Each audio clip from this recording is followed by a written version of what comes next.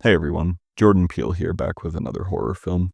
Today we're taking a look at a poem from an author by the name of J. Bickley. This poem is titled Exeter City Blues. As with yesterday's, it's actually pretty long, so it'll be interesting to go through it all, I assume. There is a content warning for sex, so be advised.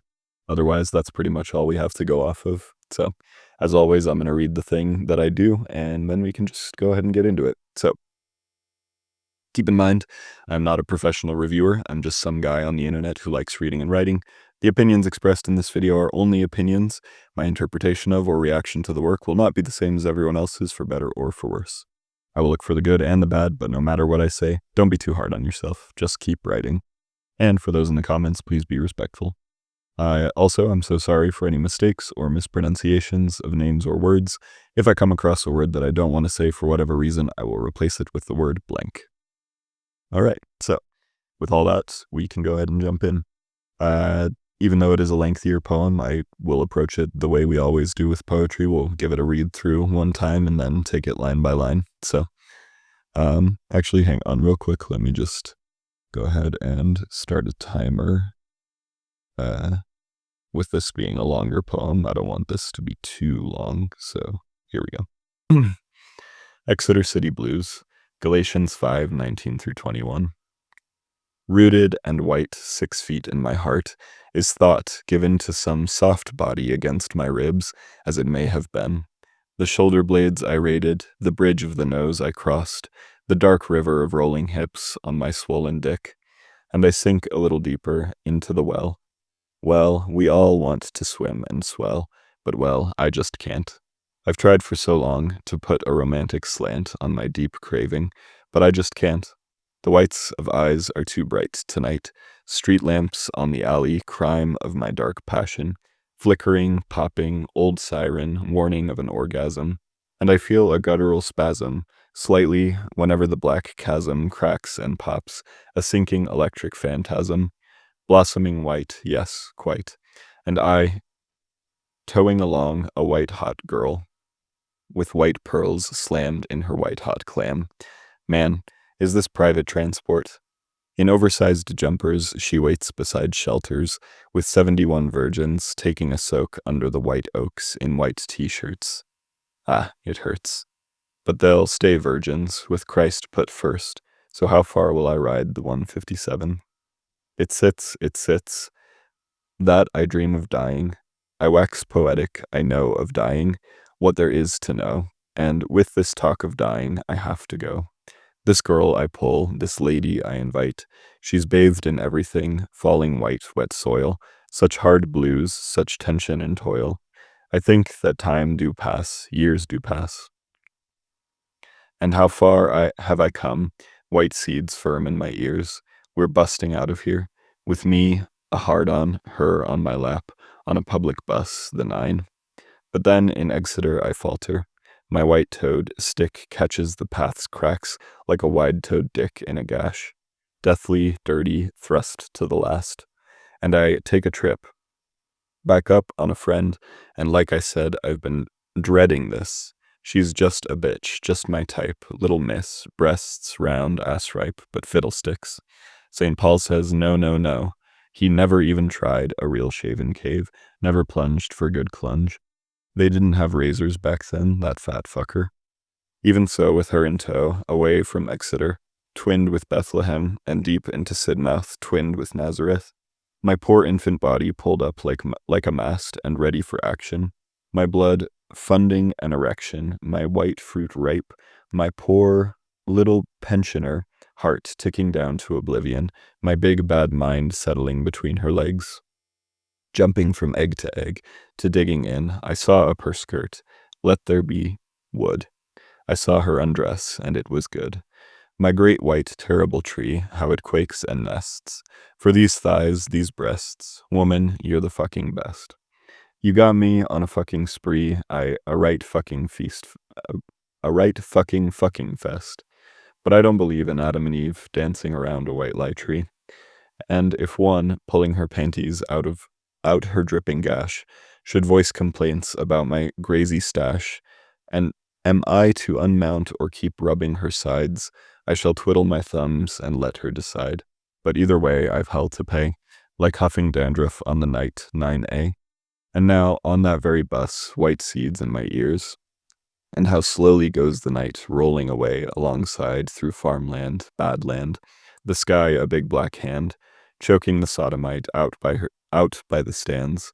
The windows open, and some southern nights it gets cold, right down to your boner. Some winter nights lonely and cold, no friends, no benefits, scammed out of my wits, and all it'll take to sort out all it'll take to sort me out is some pussy or some head. But come on now, put that to bed. All I need is a little top, but that's another rotten crop. And after all, I'm a dog in the rain. What to do, what to do. I shall twiddle my thumbs and wait and push away my paper plate. The original brown Jesus in her eyes gives me guilt and sticks in the knife right up to the hilt. And his white roots run so deep. No, God, no, I said, twirling my hair. I really do feel all this. It's only fair to abandon her, my rubber ring. But that gesture, that thing, it does trace me in the bath. How does it cross my glowing path? So I'm hauled, stopping from the call to the consciousness, and I remember how it really is. Floods and carnage, little miss. And on every bus rolling through the rain, I see her there still, dripping, shrinking at the stop, with black hole eyes and sleek brown hair, and crumbling white leaves fallen on her shoulders. She's somehow paler, somewhat older. There recedes the beauty of Eve, just as the white tree shrinks at the top, and the white nests fall, and all the birds wave and weep. My chance is gone, but in the next left let my white sap run down your neck, for I have waved and wept my fair share, and I've run my hands through your share of hair. Through my share of hair. But just one more pull altogether now, one more time with feeling. How far I have ridden the 157, how strong and how long is my tether to Devon. There goes the white forest of heaven, and is that the pull, the smell of hell? White love, fat snake, lust, black ice and rain, white hot collar, carnage, red white collar, red cleaved sea, night raid, petroleum gash, a kidnapping, a bus crash. Stop. Okay. I have a lot of thoughts. First, I will compliment the rhythm and rhyme. There's some really neat instances of that through here. And then the religious allusions also are of interest to me, and it'll be neat, I think, to take a deeper look at some of those as we go on here. That being said, I am feeling a little critical of this piece for a couple of reasons. For one thing, I kind of have to ask, like, who is this for? It's not that you can't write poetry about sex, because absolutely you can write poetry about sex, for sure. No problem, dude. But these days, when you do choose to write a poem about sex, I think there are certain sensibilities that you have to appeal to. I'm not saying you have to be a prude. Absolutely not. I've read some utterly fantastic poetry that is so not prudish, right? But I think in poems about sex, audiences expect either humor or they expect something really, really poignant. Um, and that poignancy, it usually doesn't come with a lot of graphicness, right? Like if graphicness is what you're going for, if you want to be graphic in your sex poem, then usually you should tie that to some humor, I think. Whereas if you want to be poignant in your sex poem, you should probably be a little less graphic. I have a lot of like poems running through my mind right now that I can use as examples, and I will bring them up. One of them I'll have to go looking for in a book on my shelf real quick. But as it reads right now, as this poem reads right now, it just makes me like a little bit uncomfortable.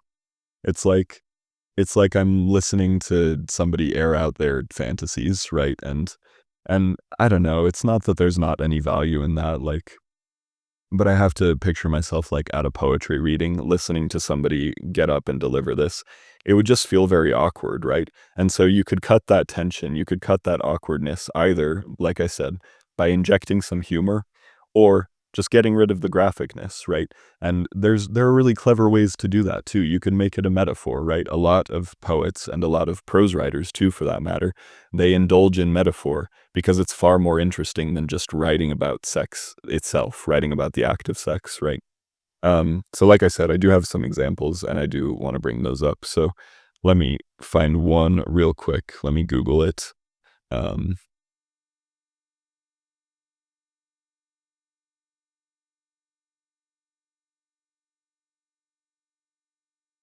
okay. So here's a poem called After the Threesome They Both Take You Home by Sue Hyunbae. Even though it's so very late and they have to report to their jobs in a few hours, they both get in the car, one driving, one shotgun, you in the back, like a child needing a drive to settle into sleep. Even though one could drive and the other sleep because they can't sleep without each other, they'd rather drive you across the city rather than be apart for half an hour. The office buildings lit pointlessly beautiful for nobody except you to admire their reflections in the water, the lovers too busy talking about that colleague they don't like, tomorrow's dinner plans, how once they bought peaches on a road trip and ate until they could taste it in each other's pores. They get out of the car together to kiss you goodnight, you who have perfected the ghost goodbye, exiting gatherings noiselessly, leaving only a dahlia-scented perfume, your ribcage compressing to slide through doors ajar and untouched. Yesterday you were a flash of white in a pigeon's blinking eye. In the day, hours old, you stand solid and full of other people's love for each other, spilling over warm leftovers. So that is such a good poem to me for so many reasons. And more to the point with, talking about this poem specifically, this is a poem about sex, and yet it doesn't really feel like it's about sex, at least not the whole time, right? Because it is trying to say something more than just, I want to have sex. It's far more than that, right? Um, so even though the poem is about sex, very little of it is actually sexual, right? And the only part that is really, really explicitly sexual to me, I'll read it again. Um, this is where the couple is talking about, things that bind them together. And in this section, it says, how once they bought peaches on a road trip and ate until they could taste it in each other's pores. That is some clearly very sexually charged language, right? And yet it's not explicitly sexual. It's poetic, right? Um, there's some other bits in there. And of course, the poem is much more about the speaker's desire for love and connection, and probably how they're kind of filling that void with sex, like, for example, with this threesome, right? So there's a lot going on there. Now, I do want to read another example, and I'm going to go, like I said, pull the book off my shelf because I can't remember the title. So wait here real quick. I'm sorry for the gap in the audio that this is going to cause.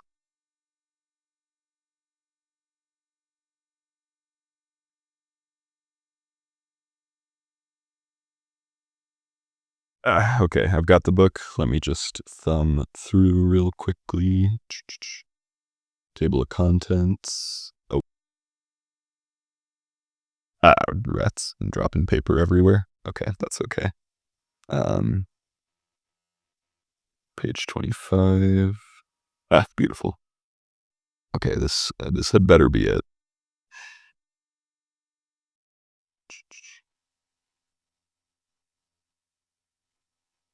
Okay, so this is a poem from San Juan de la Cruz, from like around late 1500s. And I'm going to read you a translation from Roy Campbell of this poem. So this poem is called Song of the Soul in Intimate Communication and Union with the Love of God. O flame of love so living, how tenderly you force to my soul's inmost core your fiery probe. Since now you've no misgiving, end it, pursue your course, and for our sweet encounter tear the robe. O cautery most tender, O gash that is my guerdon, O gentle hand, O touch how swiftly thrilling, eternal life you render, raise of all deaths the burden, and change my death to life, even while killing. O lamps of fiery blaze, to whose refulgent fuel the deepest caverns of my soul grew bright, late blind with gloom and haze, but in this strange renewal, giving to the beloved both heat and light. What peace with love enwreathing you conjure to my breast, which only you your dwelling place may call, while with delicious breathings, in glory, grace, and rest, so daintily in love you make me fall. So, this poem is actually not about sex, but I'm sure you could tell from the language how sexually charged it is. This poem, in reality, is probably more about San Juan de la Cruz's love of God, his love for religion. And so it's actually kind of controversial that he uses that sexually charged language, right? But we assume to San Juan de la Cruz, there's no other way of putting it. It's just so intense, right? His love for God, right? The title, again, Song of the Soul in Intimate Communication and Union with the Love of God, or at least that's Roy Campbell's translation of the title, right? Um, Intimate communication and union with the love of God. And then just listen to the language of that first stanza again. O flame of love so living, how tenderly you force to my soul's inmost core your fiery probe. Right? It's so clearly sexual. And that was like controversial for the time of San Juan de la Cruz. And there are translations of this poem that really try to shy away from that sexual language, because of, how controversial it is to use that sort of language when talking about religion. So, like I said, that poem's not about sex, but it uses sex as a metaphor for religion. And I guess I bring that up to say, conversely, if you want to write a poem about sex, you should really try to make it more metaphorical. I think that is far more interesting than simply explicitly talking about sex. And for that, again, we can turn back to the threesome poem and the metaphor of the peaches that the couple ate and ate, right? So I'm going to put this book back on my shelf really quick. Hang on.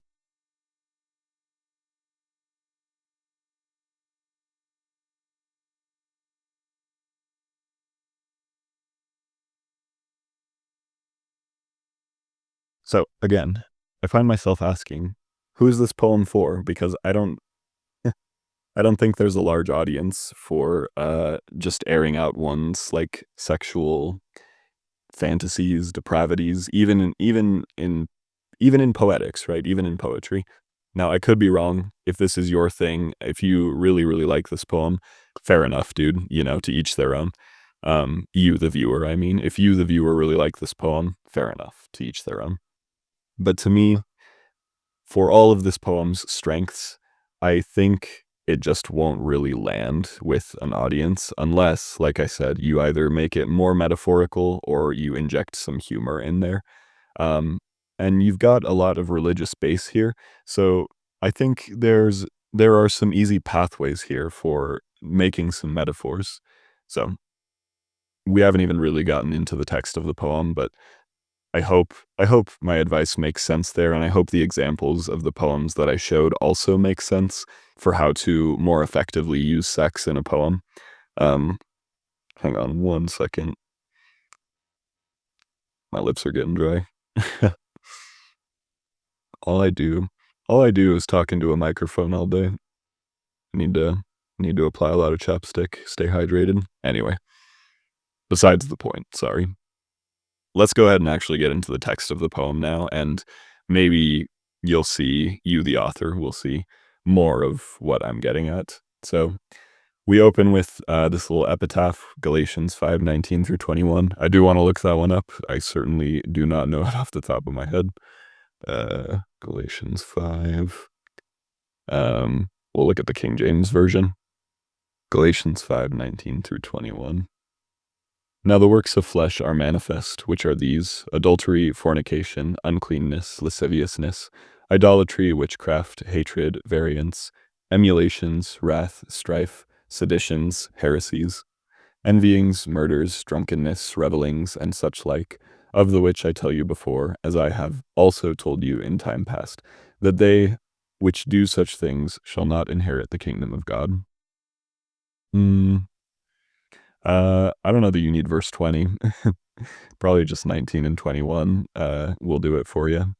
Now that being said, and I've said this before on this channel, I don't really like epitaphs. I kind of just want the poem to be the poem. I want the story to be the story, right?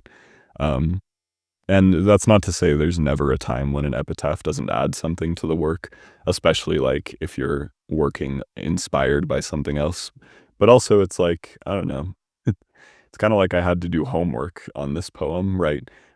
So you could actually include the text of the verses that's relevant to the poem. You could make that the epitaph, because as author Clint McCown says, if you make your reader go to the dictionary because you used a word that was beyond them, they might not come back from the dictionary. And it's the same here, right? If you make your reader go and question, this piece of the poem, they might not come back to the poem, right? So if you really think the text of these verses is that important to the poem, then just put the text right there for the reader to see. Anyway, hope that makes sense. Frankly, look, to me, I kind of understood already that the poem was about one's desire for sex and how that kind of clashes with one's religious sensibilities, right? As for a religious person, that is. And so I feel like the verse is completely unnecessary, personally.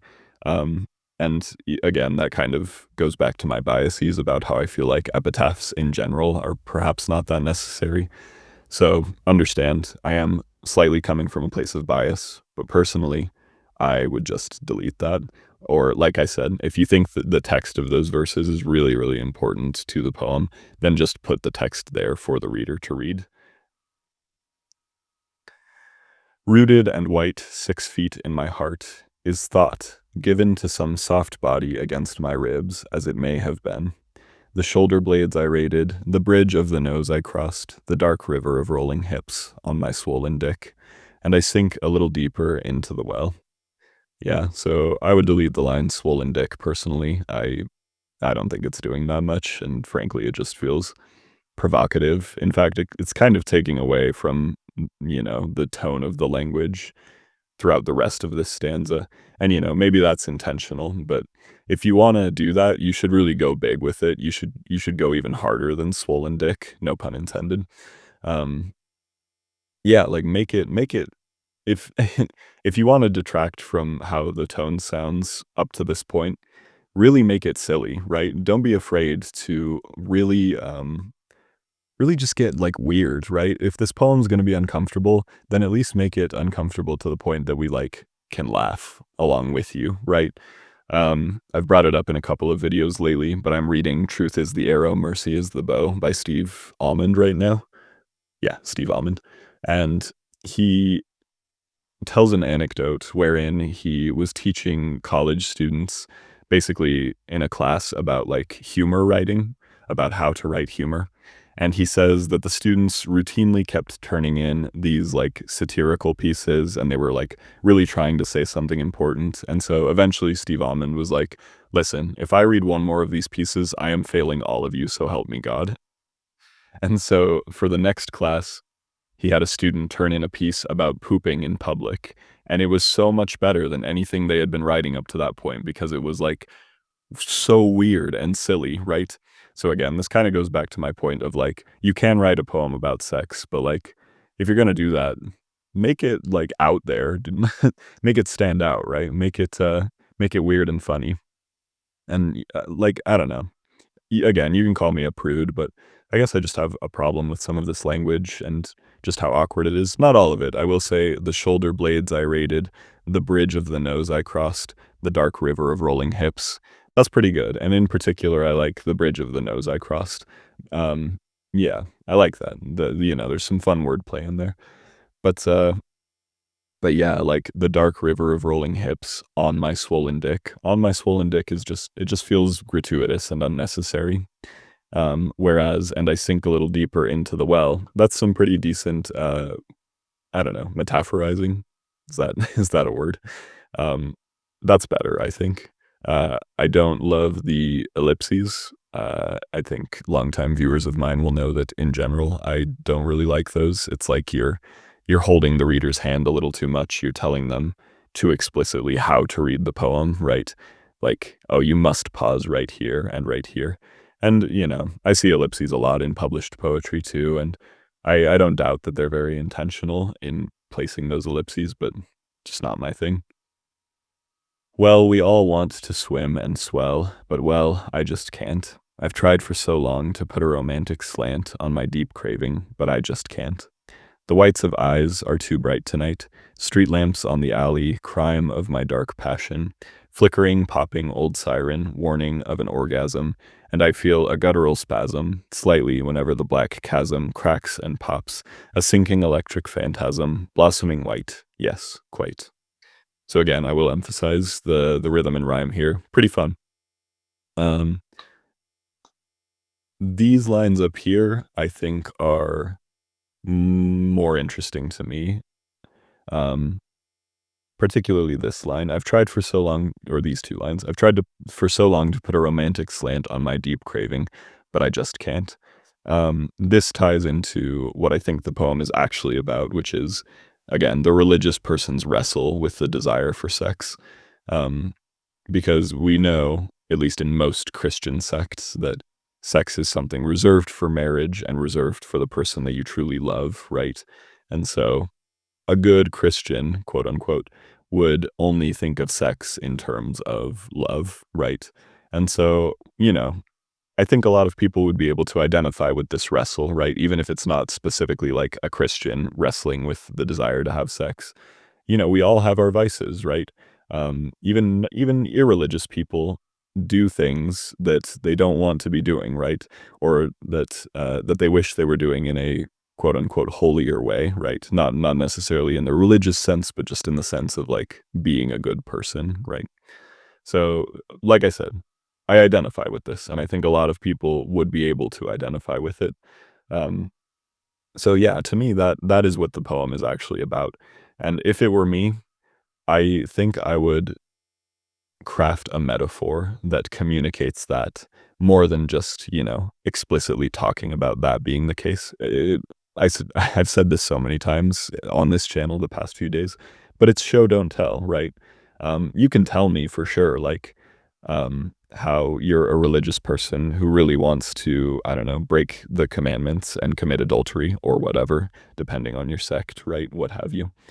You can tell me that, and I will understand, but you can also show me that by way of metaphor, and not only will I understand, but it will strike me so much more deeply, right?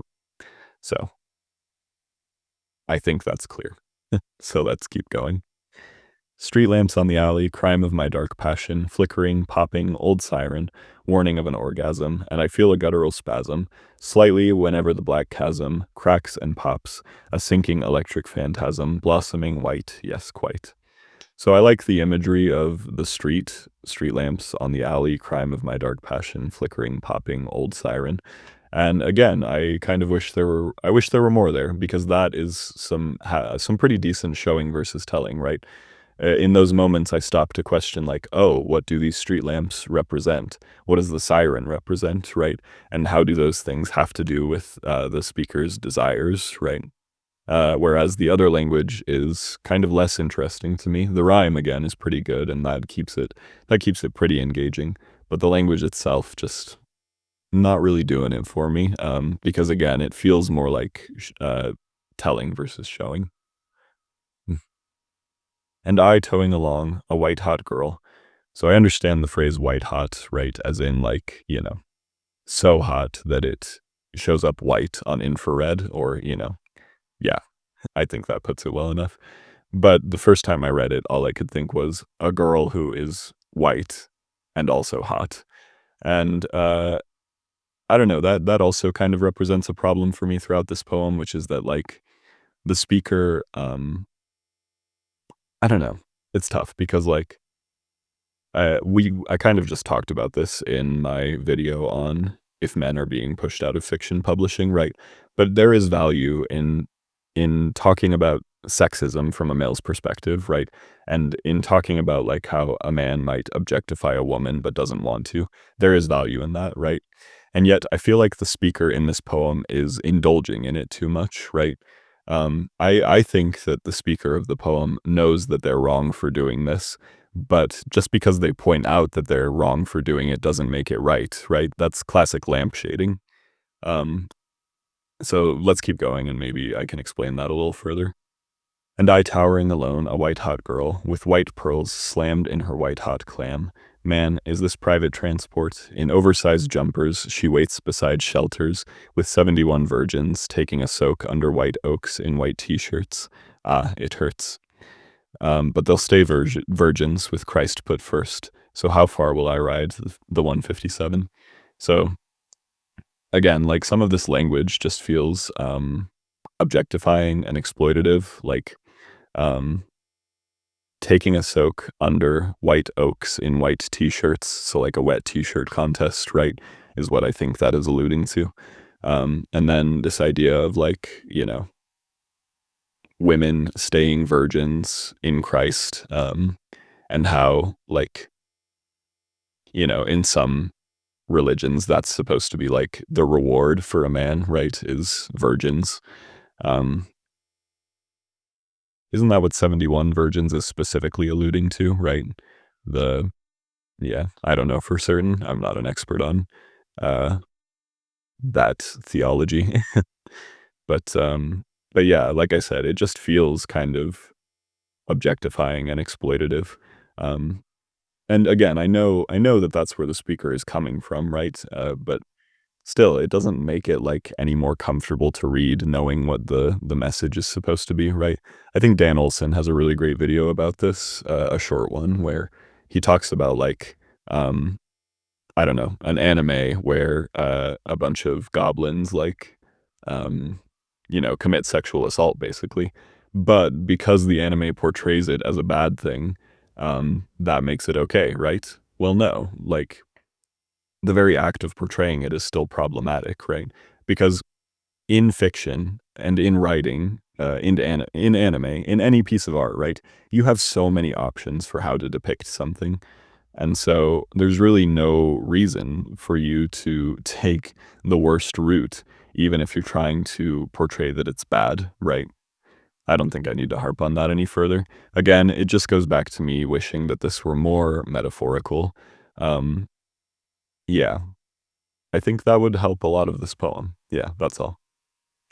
It sits that I dream of dying. I wax poetic. I know of dying what there is to know. And with this talk of dying, I have to go. This girl I pull, this lady I invite, she's bathed in everything, falling white, wet soil. Such hard blues, such tension and toil. I think that time this part tripped me up. I think that time do pass. I think it should be, I think that time does pass, right? Because time is a singular thing, as opposed to years do pass, years being plural. So that is fine phrasing, right? And how far have I come? White seeds firm in my ears. We're busting out of here. Me with a heart on, her on my lap, on a public bus, the nine. So if I'm to take that literally, if this couple here is actually having sex on a bus, right? I don't know, make that more clear, right? Maybe not even necessarily in this poem, but like that is a funny premise for a poem, a couple having sex on a bus, right? Because it's awkward, it's weird. Like, can you imagine being a bystander in that scenario and what that might say about humanity, right? So that is not a bad visual, not a bad idea for a poem, but it's the way that it's being described here that I kind of have a problem with. Also, I understand, I think, that the word white being repeated so often is intentional. It ties both into the sexual and the religious motifs going on here. But it's too much, man. Too many times there is the word white in this poem. It's too much for me. Um, and again, I see the intentionality, but it's, yeah, just not for me. And again, I'm exposing my biases there because, as most of my viewers know, repetition generally is not for me. That's not to say that it can't work, but I don't know. You have the whole English language at your disposal, right? There's no need. There's no need to be repeating one word so many times. um, yeah, I think I could go deeper with that stanza, but I'd probably just be repeating a lot of the advice I've already given up to this point. But then Exeter I falter, my white-toed stick catches the path's cracks like a white-toed dick in a gash, deathly dirty thrust to the last, and I take a trip. Funny. See, like, that's a funny pun. Um, and again, this is, like, interesting. It's like, oh, you had a great date. It seems like you both enjoyed yourselves, and then you trip in a crack in the asphalt, right? Again, not a bad premise for a poem. Not a bad visual, not at all. I think it's a funny and fun poetic image, frankly, especially given the context of what these two have just been through, presumably. But but again, it's like it's the way that we're describing it that I have a problem with. Back up on a friend, and like I said, I've been dreading this. She's just a bitch, just my type, little miss, breasts round, ass ripe, but fiddlesticks. So again, like it is good to portray sexism in writing, because that's just reality. Sexism is reality, and frankly, we should expose reality. But at the same time, we need to do it tactfully. And the speaker here just sounds plainly misogynistic. And, they might be, even if only on a subconscious level. But, as an aside, but still related, I asked in a community post yesterday, I think, maybe 2 days ago, if it was still a hot take to say that Charles Bukowski was, not the best poet. And what a lot of people brought up, at least a few people brought up in the comments of that post, was that Charles Bukowski was a real chauvinist, right? And he was really sexist. And he didn't shy away from that. But it's kind of hard reading his work now, knowing that, and especially the works that are more explicitly sexist, right? So maybe in Bukowski's time, a poem like this would have flown. But I think we've evolved since then, right? I think our sensibilities are different.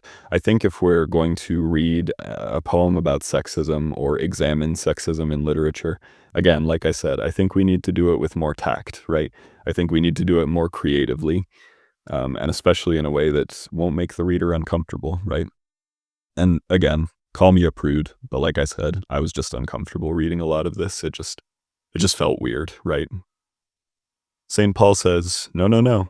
He never even tried a real shaven cave, never plunged for good change. They didn't have razors back then, that fat fucker.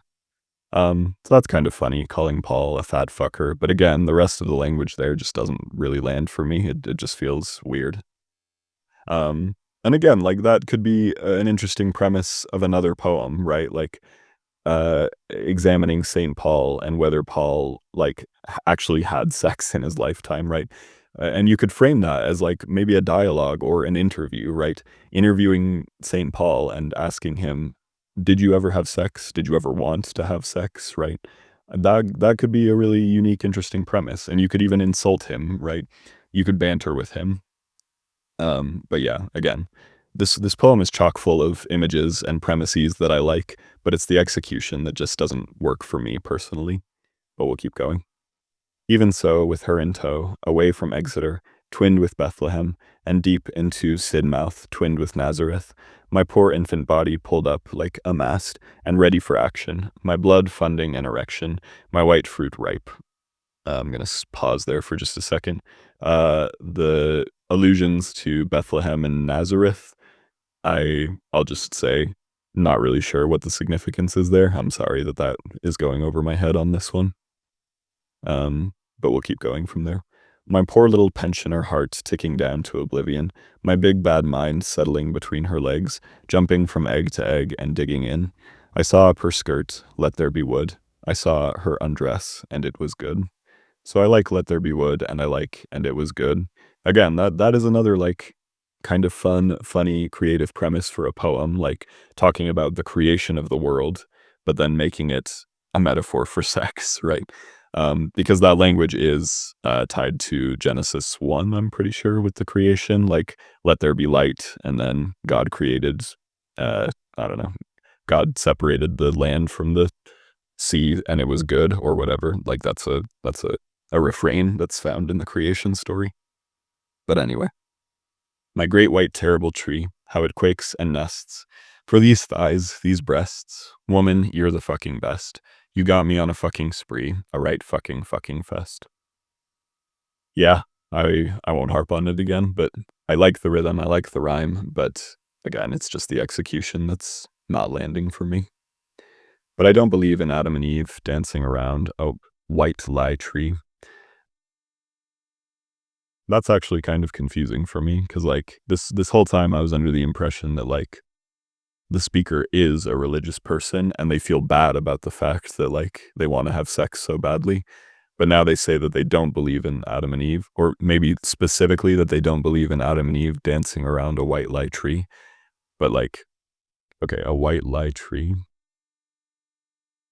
Like, again, I think I'm understanding what that's referencing, right? They partook of the forbidden fruit, and then they initially tried to hide themselves, right? They tried to make it a little white lie. Um, of course, we know that that didn't work out for them. They came forward eventually. Um, but yeah, like I said, it just confuses me now that the speaker is saying they don't believe in Adam and Eve, because I thought the whole thing here was that they are a religious Christian person and they're grappling with their lust, right? And how sinful that is. I don't know. Let's keep going. And if one, pulling her panties out her dripping gash. Okay. Gash, much like the word white. We saw the word gash previously, right? And unlike white, I think there was only one other instance of the word gash, but that's enough, right? The reader will realize, and there's probably a synonym you could use in either instance. So, like I said, you have the whole English language at your disposal, right? Find a synonym; it'll be better, I promise. Should voice complaints about my greasy stash. Am I to unmount or keep rubbing her sides? I shall twiddle my thumbs and let her decide. But either way, I've hell to pay. Like huffing dandruff on the night 9A. Um, it's really only the last line and a half of that stanza that, to me, really clicks. The rest of it, again, it just kind of feels gratuitous, frankly.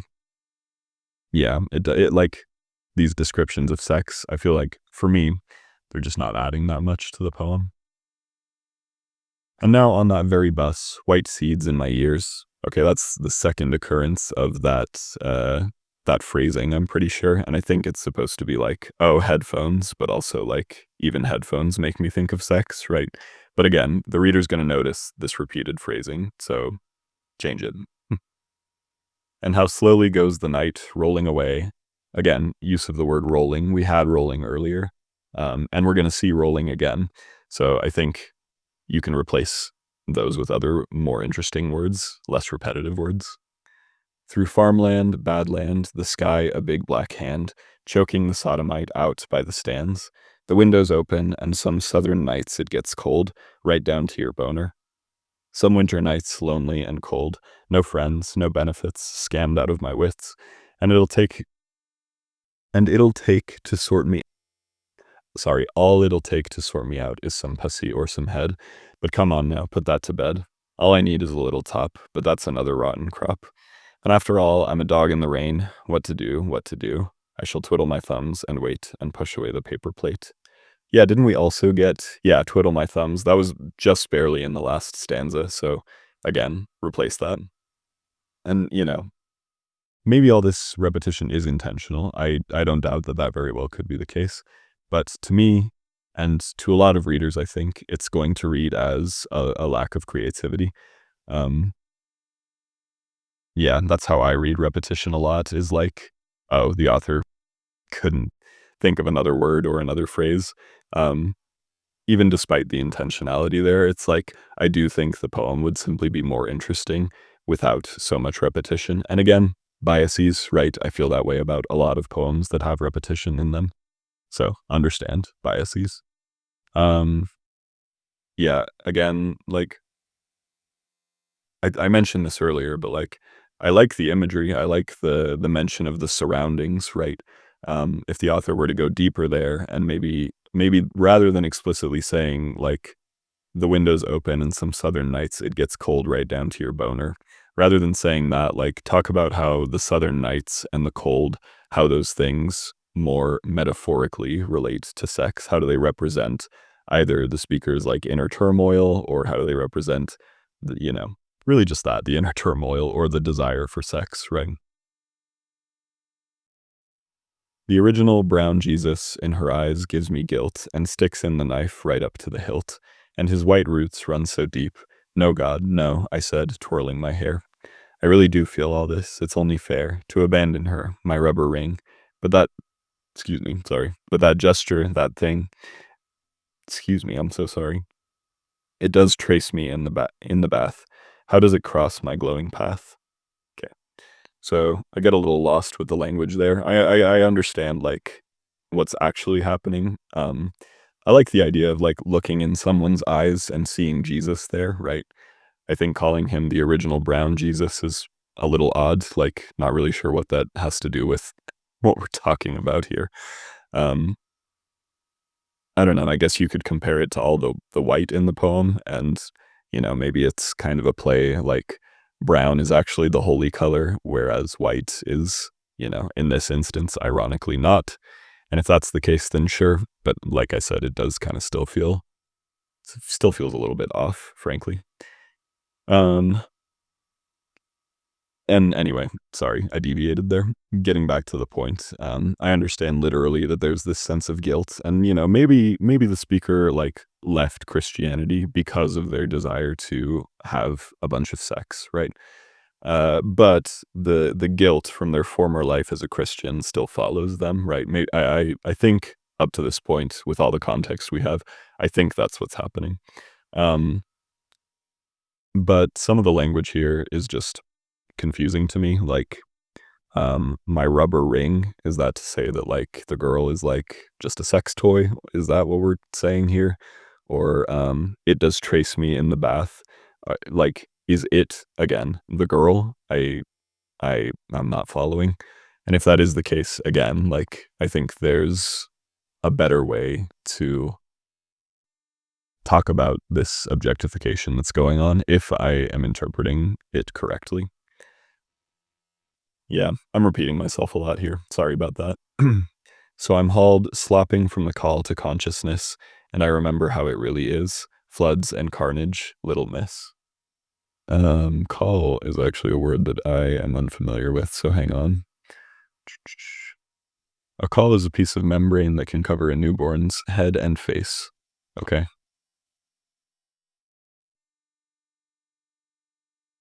Or a woman's close-fitting indoor headdress or hairnet. Mm, yeah, it probably means the amniotic membrane around a fetus.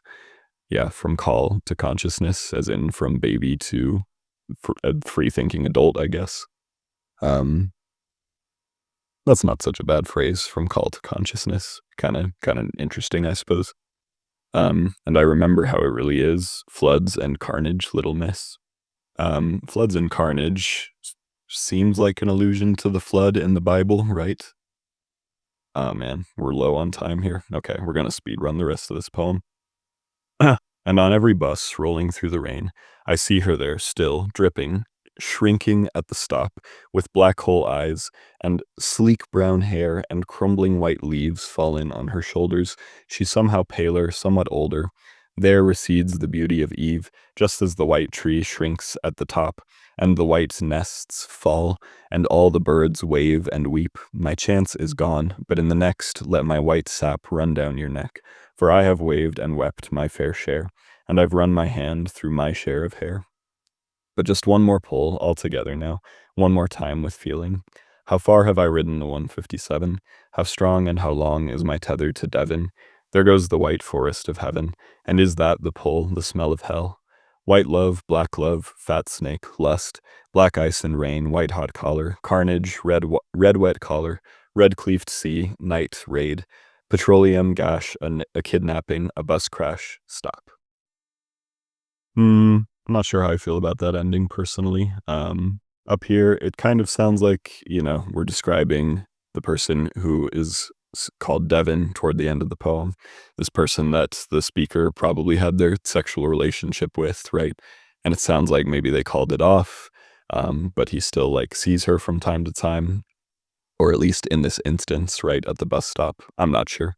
I found this ending altogether, like these final one, two, three, four stanzas. These final four stanzas, I found it a little hard to follow. Um, and like I think we just talked about this just yesterday too, but like it's okay to leave some questions unanswered.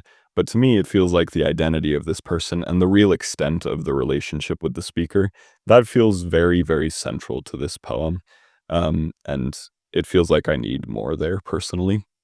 Um, Viewers, I'm gonna be curious to hear your thoughts on this one, whether you agree or disagree with a lot of my takes here. Um, there's a lot of good stuff going on here. A lot of, like I said, a lot of great concepts that I think maybe just need a different execution. Um, and again, I will highlight, personally, I liked a lot of the rhyming here and how it kind of gave this sense of like tumbling through the poem, like rolling kind of gracefully almost, maybe not gracefully, but like rolling with this steadiness. Yeah. So author, Jay, right? I think you have a talent for rhythm and rhyme, and I hope that you keep that up in your subsequent works. Um, I hope that all my commentary and critique here makes sense. I do think there is a lot of value throughout this poem. I think the relationship of a person, their relationship to both religion, but also their relationship to their vices, I think that is such a worthy topic to explore, not only in one poem, but frankly in many poems, right? That's a very layered uh, big idea, right? And it's one that merits exploration. Um, I won't rehash it too much, but like I said, I think there's a more engaging way to explore such big ideas. And so I hope you'll try, right? I hope you'll try to maybe take some of the concepts that are already in this poem, but then approach them from a different perspective and just see how it goes for yourself, right? Yeah. So we'll end it there. I hope I didn't sound too hard on this poem because, like I said, there are a lot of things I like here, and there are a lot of areas where I think you, Jay, should keep going. Yeah. Hope this all makes sense. Like I said, viewers, I'll be curious to hear your thoughts on this one, on the poem, and on the critiques I gave. So, yeah. Thank you all for watching. Jay, thank you again so much for submitting. Ultimately, keep in mind this is a rough draft.